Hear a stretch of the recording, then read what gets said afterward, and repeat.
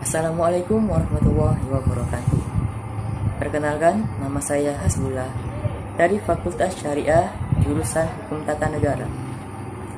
Saya berasal dari Kabupaten Tanjung Jabung Barat, tepatnya di Desa Serdang Jaya, Kecamatan Betara. Pada kali ini, saya mendapatkan tugas dari Bapak Z Haryanto untuk membuat sebuah video. Di video kali ini, saya akan menjawab pertanyaan-pertanyaan yang telah Bapak berikan. Langsung saja ke pertanyaan yang pertama. Apa alasan saya memilih prodi hukum tata negara ini? Alasan saya adalah yang pastinya saya ingin lebih memperdalam lagi pengetahuan saya tentang hukum-hukum yang ada di Indonesia maupun yang ada di luar negeri. Dan saya juga ingin menjadi seorang penegak hukum yang benar-benar menegakkan hukum seadil-adilnya. Yang kedua adalah mengenai sumber hukum.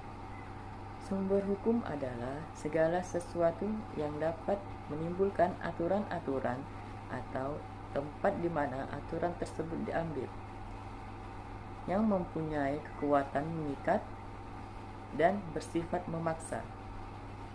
Sumber hukum terbagi menjadi dua, yaitu sumber hukum material dan sumber hukum formal.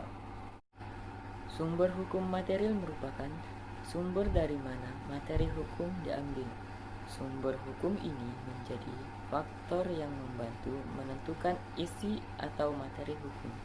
Contohnya, sumber hukum material seperti agama, kesusilaan, kehendak Tuhan, dan sebagainya.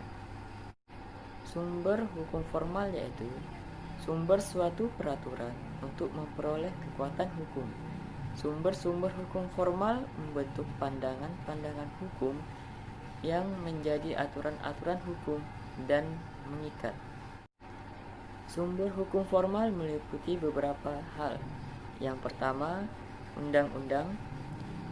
Undang-undang meliputi semua bentuk peraturan perundang-undangan dalam pengertian material, bukan hanya dalam arti formal. Yang kedua, kebiasaan. Perbuatan manusia atau lembaga yang dilakukan secara berulang-ulang mengenai hal yang sama. Jika kebiasaan diterima masyarakat luas dan merasa wajib, maka kebiasaan itu dipandang sebagai hukum tidak tertulis. Yang ketiga, keputusan hakim atau jurisprudensi. Keputusan hakim terdahulu terhadap suatu perkara yang tidak diatur dalam undang-undang dan dijadikan pedoman oleh hakim lainnya. Yang keempat, traktat. Traktat adalah perjanjian antara dua negara atau lebih mengenai masalah-masalah tertentu yang menjadi kepentingan negara yang bersangkutan. Traktat akan mengikat semua orang di negara-negara yang membuat traktat. Perjanjian yang dilakukan dua negara disebut bilateral, sedangkan perjanjian lebih dari dua negara disebut traktat multilateral. Yang kelima adalah doktrin atau pendapat ahli. Pendapat para sarjana hukum terkemuka yang memiliki pengaruh dalam pengambilan keputusan bagi hakim. Doktrin sering digunakan dalam proses jurisprudensi. Dan pertanyaan yang terakhir adalah, apa arti pentingnya mempelajari ilmu hukum bagi mahasiswa?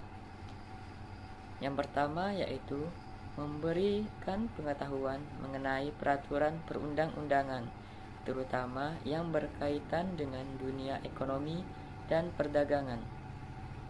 Yang kedua, menambah bekal mahasiswa setelah lulus dan masuk dalam dunia kerja maupun berwirausaha. Yang ketiga, agar mahasiswa tidak buta hukum sehingga mengurangi resiko melakukan pelanggaran hukum, baik hukum pidana maupun perdata. Yang keempat, menghindari pembodohan hukum atau penipuan dari pihak-pihak yang mencari keuntungan dari ketidaktahuan orang lain. Dan yang kelima adalah menambah wawasan hukum anak bangsa. Dan yang keenam adalah negara kita adalah negara hukum. Dari kecil kita sudah berhubungan dengan yang namanya hukum. Dan sekarang kita sebagai penerus bangsa minimal harus tahu apa-apa saja yang boleh kita lakukan dan yang tidak boleh kita lakukan untuk menjalankan negara kita ini. Mungkin itu saja yang dapat saya sampaikan. Apabila ada kesalahan, tolong dikoreksi lagi. Dan terima kasih buat kalian yang sudah menonton video ini. Jangan lupa untuk di like dan komen. Saya Hasbullah, pamit undur diri. Assalamualaikum warahmatullahi wabarakatuh.